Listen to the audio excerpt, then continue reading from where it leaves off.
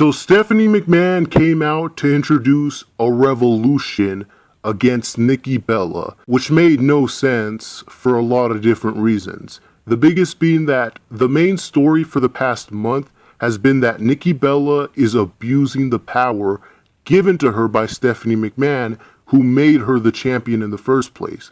I think this would have been a lot better if Stephanie had come out to endorse Nikki as the greatest champion in the history of time, like she should have been doing from the start. And then Paige would bring in the NXT Divas as rebels that are going to take the division by force from the Bellas and Stephanie McMahon. I think that story would have had a lot more potential because not only would it be about the NXT Divas taking over the division, but there would also be that storyline of them having to overcome the establishment, which would lead to a bigger build-up and a higher payoff. But either way, Charlotte, Sasha Banks, and Becky Lynch made their debuts. But at the same time, this also kind of overcrowds the division, which wouldn't be a bad thing at all. In fact, it would be a great thing to have more diversity in the division, but realistically, has WWE ever been able to book more than 4 divas properly at one time?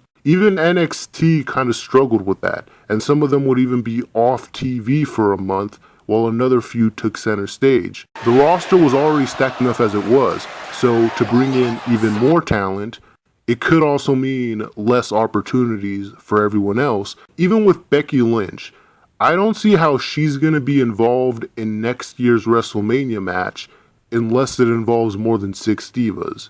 Now again, it all depends on the booking. Obviously, with the right booking, this could be the greatest thing that's ever happened to the division. We might get multiple diva feuds, great matches, more focus. Nikki's title reign could finally get taken to the next level with the amount of competition she has. But the question is, do you really trust WWE booking?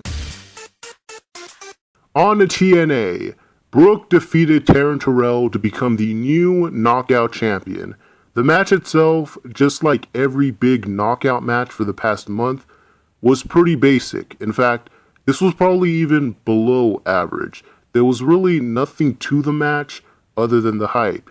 Although the character and mannerisms that Terrell displayed throughout the match were pretty entertaining. You can tell she's really thriving off of this new character, and that's part of why her losing the title right now is a little disappointing, because her reign was just starting to pick up and become great. In fact, I'm tempted to say that she might have even had the best women's title reign in TNA or WWE history, and it still had potential to carry on until at least Bound for Glory.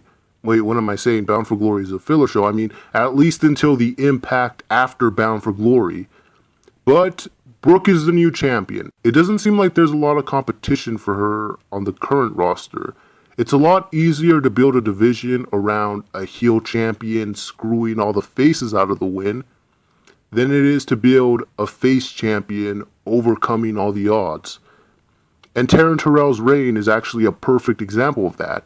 So now Brooke is in the same position that Taryn was in before she turned heel, where it doesn't look like there's much direction for her to go at this point. But we'll see, there is potential there. She can pick up on her feud with Kong. I'd love to see a feud between her and Rebel. Maybe Mickie James can turn heel. And maybe I can get my dream feud of Brooke and Velvet for the title. That'd be great. So on to Tough Enough. This was really the Sara Lee episode, and not in a good way. It started to expose a lot of the weaknesses that the other competitors were talking about, how she's having a hard time bringing out her personality and picking up on the in-ring skills.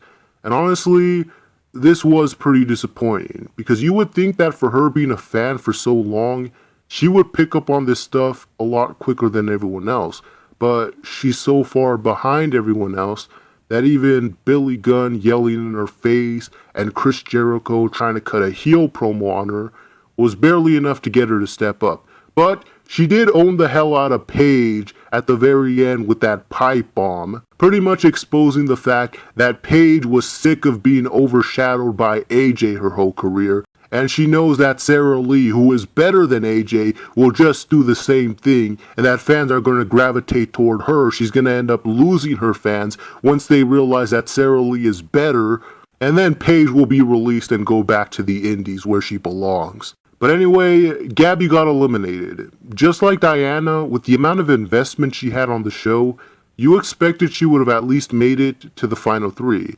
But then again, I guess it doesn't really matter because WWE is probably going to end up signing all of them anyway.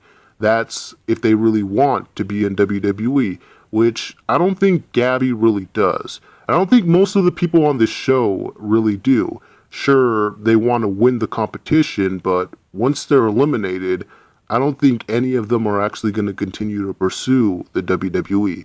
But we did get a new girl added to the show, Megan Miller, Daniel Bryan's sex therapist. You know what? If her winning this competition means she's going to go on to face Brie at WrestleMania, then I'd be just fine with that. So on to Total Divas. This is kind of why it's taken me such a long time to talk about the show, because a lot of the issues that they bring up, like Brie's sex life, Natalia's family issues, and Paige getting a tan, aren't really topics that are fun to talk about. And that's been one of my only gripes with the show. Like, one of the things I hated about last season was that Brie was involved in one of the biggest feuds in Diva history, and it was only mentioned like twice on the show. I was really looking forward to seeing the behind the scenes of the feud and how big of a deal this was, but instead they gave us Brie yelling at Daniel Bryan about a washer. So they've kind of missed out on highlighting a lot of those significant moments throughout their career in the past year.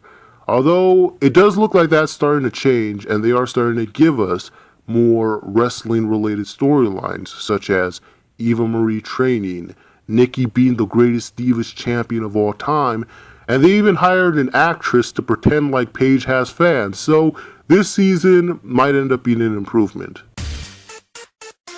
But that just about does it for this week. I wanted to post 2 Diva videos per week, but that's getting pretty difficult to do with all the other projects I'm trying to balance. I still have some video requests to finish, hundreds of questions to try to answer, and I'm still working on the Diva career videos, which, by the way, for anyone that asked to be a part of that video, the deadline to submit your video is next week. Thank you all for your patience and your support. I don't think I say that enough. I don't think I've said that at all, actually, but I'm saying it now.